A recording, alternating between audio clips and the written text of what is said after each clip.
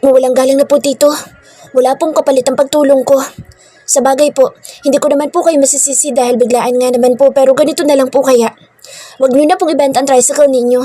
Kuya, bale yun na lang po ang kunyari ay bayad ninyo sa perang na ibayad ko sa bill ng itay ninyo. Bale parang isinanlayan nyo na lang sa akin ang tricycle. Tapos, ipunin nyo na lang po ang boundary hanggang sa makabayad po kayo sa akin. Alam ko rin po kasing hindi matatahimik itong si Rihanna kapag hindi natin yun ginawa. Mahabang pahayag nito. Todo ngiti pa sa kanya. Napakagat tuloy siya sa labi. Mas nakakahanga talagang ugali nito kaysa kay James. Naturing ang 10 taon ng pagitan ng dalawa pero parang mas matanda ito kung mag-isip. Parang mas kilala din siya nito. Nakakatuwa lang na ganoon nito kabuti sa kanya. Samantala sa mansyon, papasok na si James sa gate nang batiin siya ng kanilang guard. Magandang hapon po, senyorito. Nakangiting bati nito pero agad na nagbagong itsura nito nang makita siya. Senyorito, napaaway po ba kayo? May pasapo kayo sa may bandang kanang pisngin ninyo. Ayan po oh. Pumutok pa iyong sa may bandang labi. Wikang muli nito na lumapit pa sa kanya. Wala ito manong. Nandyan po ba ang papa? Sagot na lang niya at saka iniba na agad niya ang usapan. Kumukulo ang dugo niya kapag naalala niya ang gumawa noon sa kanya. Hindi niya akalaing isang babae lamang ang nagpapabagsak sa kanya at isang suntok pa talaga. Gigil na gigil siya kay Rio kanina, lalo na nang tuhudin siya nito. Isang oras din siyang nagpahinga sa loob ng kanyang kotse bago niya nagawang mag-drive pabalik ng mansyon. Sobrang sakit ng ginawa nitong pagtuhod sa kanya kanina pero tumimo sa isip niya yung sinabi nitong immature siya. Ganoon nga ba ang dating niya dito?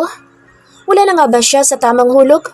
Sa bagay, aminado siyang mali naman talaga ang tangkang pagsasabi niya tungkol sa namagitan sa kanila sa farm. Kasalanan din naman ito. Naiinis siya nang makita itong kasama ni Brent. Talagang tinutuon na yata nitong makipagrelasyon kay Brent. Marahil peperahan ito o ano pero ang totoo lang kasi, napupuyos ang dibdib niya dahil ramdam niyang matinding selos na nagmumula sa kanyang dibdib.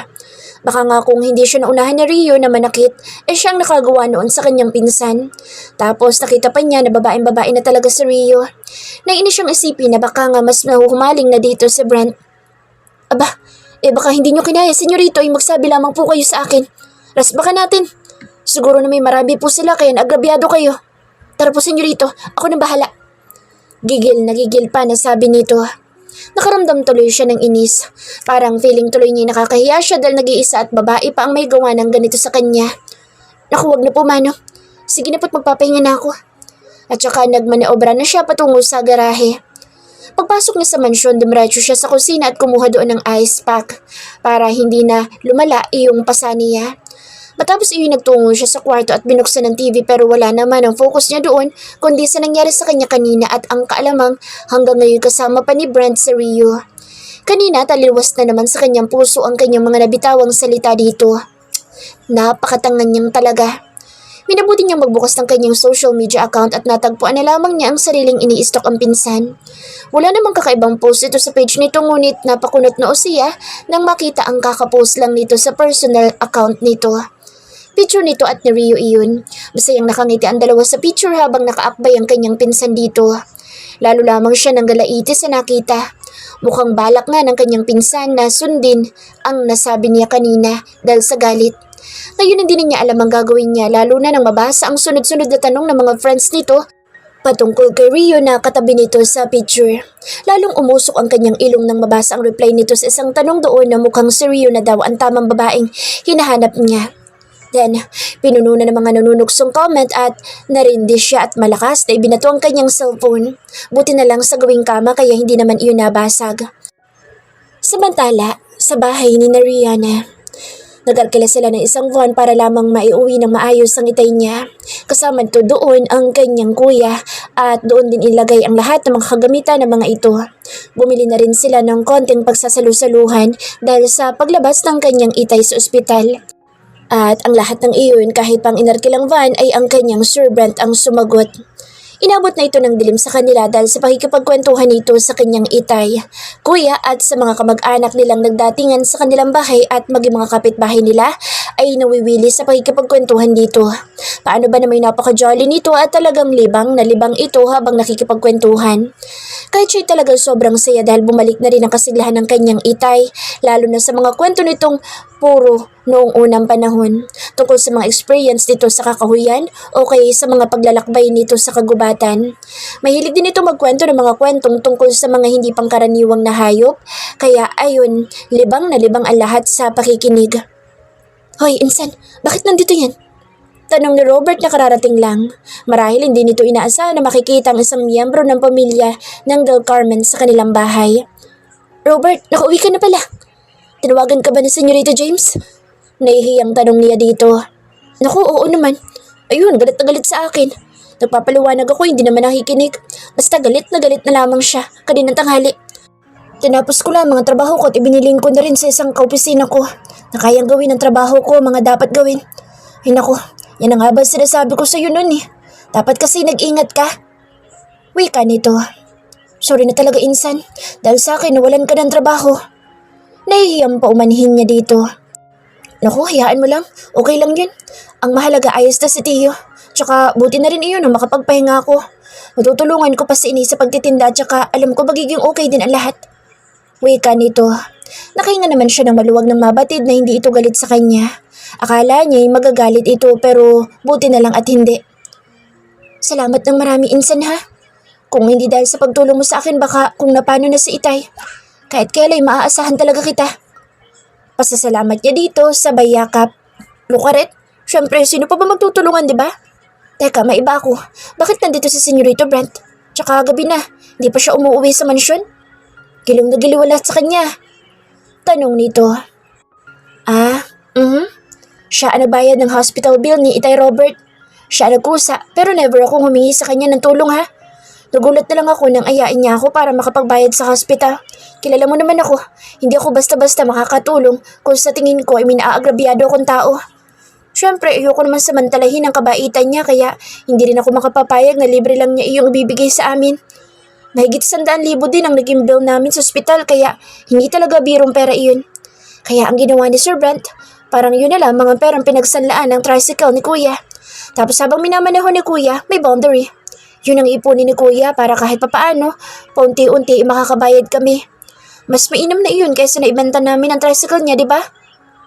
Mahabang paliwanag niya dito. Wow, seryoso? Si Sir Brent talaga? Samantalang wala yung pakialam dati. Puro games lang ang alam niyan pero ngayon marunong na rin siyang tumulong sa kapwa. Wow, nakakatuwa naman. Hindi makapaniwalang wika nito. Oo, mabait kasi talaga siya. Kahit naman nasa mansyon pa ako, siya na talaga ang gumagabay sa akin noon. Nakangiting wika niya dito. Naku, hindi basta simple bait iyan, pinsan. Pustahan tayo at may gusto iyan sa iyo si Sir Brent. Siguro hindi lang siya makapagtapat pa sa'yo. Wika nito. Sira, ikaw talaga kay lalaki mong tao kahit kailan ang trigera ka talaga. Natatawang saway niya dito. Ay naku, bahala ka kung ayaw mong maniwala sa akin. Wika nito at saka hinila na siya nito para makahalubilo sa mga nagkukwentuhan. Naging regular ang pagpunta ni Brent sa bahay ni Rihanna. Pagkagaling nito sa klase, magla-live lamang ng halos 2 hanggang 3 oras ay umaalis na ito patungo kina Rihanna. Dati-rati halos buong maghapon ito nagla-live kapag walang pasok at kapag may pasok naman sa hapon ito nagla-live at hanggang gabi na iyon. Pero simula nang umalis si Rihanna sa kanilang bahay, ganoon na ang naging routine nito sa mansyon. Minsan naiinis na si James, parang gusto niya itong sitahin pero ano naman ang karapatan niya. Pinagtabuyan niya si Rihanna at siya pa ang nagtulak dito na ligawan ang babae. Baka nga nagkakamabutihan na ang dalawa kasi halos 2 linggo na rin itong walang sawa sa pagpapabalik-balik sa lugar ni Rio. Ni wala din itong naikukwento sa kanila o kahit sa kanya man lang. Medyo ramdam din niya ang pag-iwas dito sa kanya. Baka dahil sa hindi naging maganda ang pakikitungo niya kay Rihanna. Iyong tinuhod siya nito ang huli nilang pagkikita. Aminin man niya o sa hindi, miss na niya ang babae. Nawala na rin ang pagkamaarte niya sa mga gamit niya dahil hinahayaan na niya na si Manang ang gumawa ng dating lahat ay gawain ni Rhea. Iba pa rin kapag si Rihanna ang nag-aasikaso sa kanya, lalo na kapag nag-aalmusal sila ng sabay na dalawa. Paulit-ulit din siyang minumulto ng mga masasarap na sandaling pinagsaluhan nila. At may mga panahon pa nga na hindi niya iyon makayang pigilan, kaya gumagawa siya ng paraan kahit papaano para lamang mairaos niya iyon. Ilang beses na rin siya nagtangkang tawagan ito sa number nito pero palagi lamang hindi niya magawang ituloy dahil na rin sa pride niya. Baka isipin nito na naghahabol siya o kung ano pa man, na baka isipin nito na hindi pa rin siya matahimik. Ayaw niyang maging talunan kahit pa ba miss na niya ito mas mahalaga pa rin ang dignidad niya bilang lalaki. Kaya dapat na panindigan niya ang kanyang mga binitawang masasakit na salita noon. Ang kanyang papa naman ay ilang beses nang nagtangkang ipatawag si Rihanna pero hindi ito sumisipot. Palagi nitong katwiran sa inuutosang tao ng kanyang papa ay walang magbabantay sa itay nito. Senyorito, pinapatawag ka po ni Don Enrile. Medyo masama po yata ang pakiramdam niya. Wika ng isa nilang kasambahay saka umalis na din kaagad. Agad naman nagtungo siya sa silid ng kanyang papa. Nag-aalala siya sa kalagayan nito lalo pa at may edad na rin ito. Kung bakit naman kasi kay hilig-hilig pa rin ito na magkutingting sa garden kahit may hardinero namang nakatoka doon. Kumatok muna siya bago tuluyang pumasok sa loob. Papa, masama daw ang pakiramdam niyo? Tanong niya dito saka dinampian ng palad ang noo. Mataas nga ang lagnat nito. Wala ito iho. Marahil ay napagod lang ako ng konti kanina kaya nagkaganito ang pakiramdam ko. Konting pahinga lang mawawala na rin ito. Nakangiting wika ng kanyang papa. Nakainom na po ba kayo ng gamot? Tanong niya. Oo naman anak, pero may isa lamang sana akong kahilingan sa iyo. Sana naman ako ay pagbigyan mo. Wika nito. Bakit po papa? Ano po ba yun? Kunot noong tanong niya. Gusto ko makita si Rihanna, James. Hindi ba pwedeng patawarin mo na siya para makabalik na siya dito sa atin? Nakakamiss na ang batang iyon lalo na kapag nagkukwentuhan kami. Wika ng kanyang ama. Medyo nakaramdam siya na excitement sa nais ng kanyang papa. Sa totoo lang kasi gusto na niyang humingi ng paumanhin sa babae. Kaya lang inahihiya lang talaga siya at isa pa, siya itong kung ano-anong masasakit ang sinabi kay Rihanna. Kaya medyo kinakabahan talaga siya. Pero papa, ilang beses mo na yung sinabi kay Brent pero hindi pa rin nagpupunta dito ang babaeng iyon. Wika na lamang niya. Siyempre, hindi talaga siya pupunta dito dahil alam niyang galit ka. Kaya nga ikaw ang pinakikiusapan ko ngayon na sunduin siya para naman hindi na siya makatanggi. Sige na James, patawarin mo naman na siya oh. Buksan mo yung puso mo. Kapag ginawa mo iyan, makikita mo ang kabutihang na idulot sa iyo ni Rihanna. Mahabang pahayag nito. Sige po papa. Susubukan ko siyang puntahan pero hindi ko po maipapangako sa inyo kung sasama siya sa akin. Wika na lamang niya sa ama. Salamat anak. Sana'y gawin mo ang lahat para maisama siya. Nakangiti na wika ng Don. Tumango na lamang siya at inayos ang kumot ng may edad na niyang papa. Balak niyang bukas na lamang ng umaga puntahan si Ryu. Kinakabahan siya na ewan pero determinado siyang maisama ito. Siguro mas mainam kung wala si Brent para makapag-usap sila ng maayos nito. Pagku'y lumabas na siya ng silid ng kanyang papa, nakita niya si Brent na masayang nakikipag-usap sa phone nito. Marahil si Ryu ang kausap nito kaya nagkakaganoon ito. Medyo nakaramdam siya ng pagkaingit dito. Ilang beses na ba niyang sinubukan tawagan o kahit text man lang si Ryu. Minsan nga ang tagal pa niyang nakatitig sa screen ng kanyang cellphone at minsan na itatype na niya ang naisabihin pero hindi naman niya magawang isend iyon. Pero si Brent palagi nitong kausap si Ryu, mapa-personal at sa phone. Kahit pa nga nag-i-stream ito, pansin niya dahil minsan nanonood din siya ng live nito. Sa mga post naman nito sa personal Facebook nito, ilang picture nito at ni Rihanna ang nandoon. May picture pa na sobrang saya ng dalawa habang nagpipiga ng niyod na kinudkod. May mga post pa na kumakain ito kasabay sa payak na lamesa si Rihanna at ang itay nito. Matinding panibugo ang kanyang nafe-feel ng mga sandaling iyon pero wala naman siyang magawa. Siya din ang may kasalanan ng lahat. Napakatanga niya pero hindi pa naman siguro huli ang lahat. Susubukan niyang maging okay ulit sila ni Ryu. Samantala sa bahay ni Rihanna. Anak, ano-ano mo ba si Brent? Abay, mukhang naliligaw sa yung batang yun. Tanong ng kanyang itay. Ako itay, magkaibigan lamang po kami ni Sir Brent. Siya po kasi naging pinaka-close ko na nagtatrabaho pa po ako sa mansyon. Tsaka bata pa po iyon. Talagang ganoon lang po siya sa akin. Nakangiting sagot niya sa itay niya. Kakatapos pa nga lang nilang mag-usap ng kanyang Sir Brent. Tawa nga siya ng tawa dahil puro na lamang ito kalokohan. Isang beses nga sinama ba naman siya sa live nito? May balak pa yatang gawin siyang content ng kumag. Pero humingi naman ito ng pasensya sa kanya. Boses lang naman niya ang narinig ng mga followers nito kaya hindi naman siya nag-worry. Marami kasi ang galit ng babaeng followers nito nang ipaprank nitong girlfriend siya.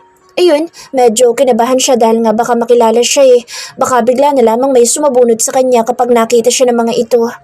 Pero kung sakali man na tama ngang hinala ng kanyang itay, kailangan na niyang dumistansya dito dahil batid niya sa kanyang sarili na hindi niya ito kayang mahalin bilang isang lalaki. Dahil tiyak niyang ibang lalaki ang laman ng kanyang puso. At yun ay si Senyorito James niya. Nandun ang galit para dito pero mas nangingibabaw pa rin ang feelings niya dito. Ang totoo miss na miss niya ito at maging si Tatang. Pero andun pa rin ang takot na baka puro pang-iinsulto at sama ng loob lamang ang maranasan niya mula dito. Lalo pa't nagawa niya itong saktan sa pisikal noong huli silang magkita. Paulit-ulit niyang nirecall ang sandaling iyon pero paulit-ulit din niyang sinasabi sa kanyang sarili na bagay lang talaga dito iyon na tama ang kanyang ginawa para matauhan naman ito kahit konti. Pero may mga time din na naalala niya ang mga masasayang sandaling pinagsaluhan nilang dalawa, lalo na yung naganap sa kanila sa mansyon. Mas yun kasi ang tumatak sa puso't isipan niya kasi noong akala niya panaginip lang, huli na rin naman niya natuklasan na totoo ang lahat. Siguraduhin mo lang anak, dahil napakabuti ng batang iyon. At kung sakali man na manligaw siya sa iyo ay wala kang pagtutol na maririnig mula sa akin. Kasundo ko rin siya, kaya alam ko magiging mabuting kasintahan siya sa iyo. Mahabang wika muli ng kanyang itay. Naku si itay talaga. Gusto niyo na yata akong magkaroon ng kasintahan na. Nangingiting wika niya dito. Hindi naman sa ganoon anak. Sa akin lang masama magpaasa ng tao. Kaya kung wala kang balak na higitan ng kung anumang meron sa inyo ni Brent, ay mas mainam kung tapatin mo na siya. Wikang muli nito. Napakamo tuloy siya sa ulo. Naku, kayo po talaga itay. Nauna po kayo palagi. Hindi po talaga iyon. Walang nararamdaman sa akin si Sir Brent. Magkaibigan lang po talaga kami. Maiwan po muna kita dito, itay. Sasaglit lamang po ako kina Kuya Joel dahil ang sabi niya wag na tayo magluto ng ulam. Pananghalian dahil magluluto daw po siya ng tinola. Ay, sigurado hong wala na iyong time dalhin dito sa atin dahil nagmamadali na naman iyon para mamasada. Pag-iba niya ng topic at saka kumuha na siya ng mangkok sa kusina para paglagyan ng ulam nila. Ay, siya sige na. Masarap nga iyon nang makahigop naman tayo ng sabaw. Wika naman ng kanyang itay. Sa kabilang bahay lang naman ang bahay ng kanyang Kuya James. Dangan nga lamang nananahi ang asawa nito kaya minabuti niyang puntahan na lang kaysa naman maabala pa niya ito. Pagdating niya sa bahay ng mga ito'y tamang-tamang iniaahon na ng kanyang kuya ang kakaluto lamang na tinola. Ang bango, labas talaga magluto ang kuya ko. Palatak niya nang makapasok sa kusina. Oh, bakit iniwan mo pa doon si itay? Ako na sana magdadala ng ulam niyo doon. Wika ng kanyang kuya na kinuha ang mangkok sa kanya. Akala ko kasi umalis ka na tsaka nakakahiya naman kay ate kung siya pa maghahatid sa amin. Sagot na lamang niya. Kumuha pa ito ng isang mangkok para madagdagan ng sabaw dahil para daw sa kanilang itay iyon. Mahal na mahal talaga ng kanyang kuya ang itay niya. Kahit anong hirap hindi ito pumapalya sa pagbili ng maintenance na gamot ng kanilang itay. Rihanna, mukhang may bago na naman tayong problema. Pagkoy sabi nito habang nagsasali ng sabaw sa mangkok. Lumungkot din ang boss nito at napansin din niya ang pagbabago ng aura nito. Ha? Bakit na naman kuya? Anong problema? Kunot noong tanong niya. Sa Apo Igok, mukhang balak niya magtungo dito sa bahay para personal na kausapin si itay tungkol sa lupa. Wikang muli nito na ipinatong na ang pangalawang mangkok. Ano? Ang kapal naman ang mukha ng demonyong iyon. Dahil sa kanya kaya nagkaganyan ng ating itay tapos may gana pa siyang magpakita kay itay. Dapat ibalik muna niya ang lupa natin bago natin siya harapin. Malabo kapatid. Malabo pang mapa sa atin ulit ang ating lupain. Kawawa naman si itay. Sana hindi na siya magkasakit dahil doon. Napabuntong hiningang wika ng kanyang kuya. Sana nga kuya. Sana nga. Parang nawala ng ganang, naiwika na lamang niya. Tao po? Tao po? Narinig niyang tawag ng kursino sa labas. Umaga noon at kasalukuyang inaayos niya ang kanyang mga labahin. Nasa kwarto pang kanyang itay kaya siya na lumabas ng bahay para harapin ang kursino man tumatawag. Ngunit agad na napaawa ang kanyang labi nang makita niya sa nakabukas na bintana kung sino ang kanilang panauhin. Agad tila na may mga dagang nagunahan sa pagtakbo sa kanyang dibdib. Ibang-iba kapag ang kanyang servant ang dumarating. OMG, si Senyorito James! Bulalas niya sa sarili. Imbis na labasin ito'y dali-dali siyang tumakbo sa kanyang silid at agad na nagpalit ng kanyang t-shirt. Paano ba naman, yung punit-punit na white t-shirt ang suot-suot niya dahil katwiran niya maglalaban naman na siya at hindi pa naman darating ang kanyang servant. Akalain ba niyang magkakaroon siya ng panauhing hindi man lang niya naisip na magagawi sa kanilang bahay? Mabilis din siyang nagbisik ng cologne at nilagyan ng pulbos ang kanyang mukha para naman magbuka siyang tao kahit papaano. Tsaka siya nagmamadali sa pagbukas ng pinto. Rio. Alanganing tawag nito sa kanya. Kunyarin mang ikinunot niya ang kanyang noo paglabas niya. Senyorito, ano pong ginagawa niyo dito? Nautal pang tanong niya. Pwede bang pumasok muna? Alanganing wika nito at saka lumangon ito sa may bandang likuran. Napangiwi naman siya, kaya pala nais nitong pumasok dahil ilan sa mga kapitbahay nila ang nakatunghay dito. Sige po, pasok po kayo. Pasensya na po sa itsura ng bahay namin. Paumanhin niya dito sabay abot niya ng upuang plastic dito. Okay lang. Pasensya na kasi nakakabala pa yata ako sa'yo. Wika nito. Hindi naman po, senyorito. Nagulat lang po ako dahil hindi ko inaasahan na magtutungo po kayo dito sa aming munting tahanan. Wika niya. Medyo kinakabahan siya kung ano ang dahilan nito sa pagpunta pero ikinutuwa ng kanyang puso ang makita ito. Kagabi lamang laman ito ng kanyang panaginip. Nagkita daw sila sa panaginip niya tapos eto, pagsapit ng umaga, nagkatotoo nga ang kanyang panaginip. Pasensya na kung ginulat kita. Hingim pa umanihin ulit nito. Seryoso ba ito? Kailan ba ito nagpakumbaba tumingin ng sorry sa kanya? Hindi kaya may sakit ito kaya ito nagkakaganoon ngayon? Naku, okay lang po yun, senyorito. Ano pong inyong pakay sa pagpunta dito? Huwag niyo sabihin gagandahan niyo ako sa ginawa ko sa inyo ng nakaraan. Medyo exaggerated na tanong niya dito. Ha? Sira? Hindi Ay, sorry. Tila nabigla ito sa nasabi. Napakamot pa ito sa ulo. Napangiti siya sa ginawa nito. Halatang nape-pressure ito sa pagtungo sa kanila. Ang ibig ko sabihin, si Papa ay nagpapunta dito sa akin. Gusto ko daw niyang makita dahil namimiss ka na daw niya. Lalo na ang kakulitan mo. Pati na ang presensya mo sa bahay. Miss na niya. Lalo na kapag kasabay ka daw niya sa pagkain. Mahabang wika nito. Napakunot noo siya. Parang hindi naman na si Don Enrile ang sinasabi nito kasi ilang beses lamang naman niyang nakasabay sa pagkain si Tatang. Tsaka hindi naman siya nagkukukulit dito. Palaging ang seryosong usapan nila lalo na kapag nagsusumbong siya dito. Hindi kaya ito talaga nakakamiss sa akin? Pero imposible naman. Pero promise, ang pogi niya ngayon sobra. Tili niya sa isipan. Nakasuot lang ito ng short at polo shirt kaya labas na labas ang muscles nito sa medyo balahibuhing mga binti. Ganun po ba, senyorito? Hindi po ako sumasama kay Sir Brent kasi wala pong magbabantay kay Itay. Sagot na lamang niya dito. Pero ngayon, hindi ka ba pwedeng sumama sa akin kahit saglit lang? Tanong nito. Ho? Wala po kasi makakasama si Itay. Wika na lamang niya. Ganun ba? May sakit kasi ang papa ko. Kaya ayun, ako ang nilambing napuntahan ka dito kaya nga napilitan ako magtungo dito. Pero hayaan mo, sasabihin ko na lamang sa kanya sinabi mo. Medyo malungkot ang boses na sabi nito. Ano po? May sakit si Tatang? Ano pong sakit niya? Bakit hindi man lang nasabi sa akin ni Sir Brent? Okay lang po ba siya? Nag-aalalang wika niya. Okay lang naman siya. Yun nga lang, ikaw ang hinahanap kaya nga napilitan ako na magpunta dito. Aalis na siguro ako, Rio. Baka kasi kailangan ako ni Papa. Wika nito sabay tayo na. Nag-aalala siya kay Tatang. Ilang beses na sinabi ni Brent sa kanya na magtungo sa mansyon dahil hinahanap nito pero hindi siya pumupunta dahil nga iniiwasan niya ang kanyang senyorito. Pero heto at nasa harapan niya ang kanyang senyorito dahil ito mismo sumusundo sa kanya. Ibig sabihin gusto talaga siyang makita ni Tatang. Saglit po, senyorito. Hintayin niyo po ako dito at magpapaalam lamang po ako kay Itay. At saka makikiusap po muna ako kay Kuya na siya na po muna mag-alaga kay Itay habang wala ako. Wika niya dito at saka nagmamadali ng magtungo sa silid ng ama. Hindi na niya hinintay pa ang sasabihin ng kanyang senyorito. Buti na lang talaga't nagkataong coding ng tricycle ng kanyang kuya, kung hindi walang makakasama ang kanyang itay sa kanilang bahay. Sa bagay, kaya naman na nito na mag-isa dahil nakakagalaw na ito, maging ang brasong naapektuhan ng sakit nito. Pero nangangailangan pa rin ito ng alalay dahil baka may kailangan itong kuhaing mabigat, hindi pa nito kaya ang mga ganoon. Naiwan naman si James sa balkonahin ng bahay ni Rio. Napakaliit lamang ng bahay ng mga ito. Pawid pa ang bubong at kawayang sawali ang dingding pero napakaaliwalas noon. Malinis din ang buong paligid, halatang alaga sa paglilinis ni Rio ang bahay.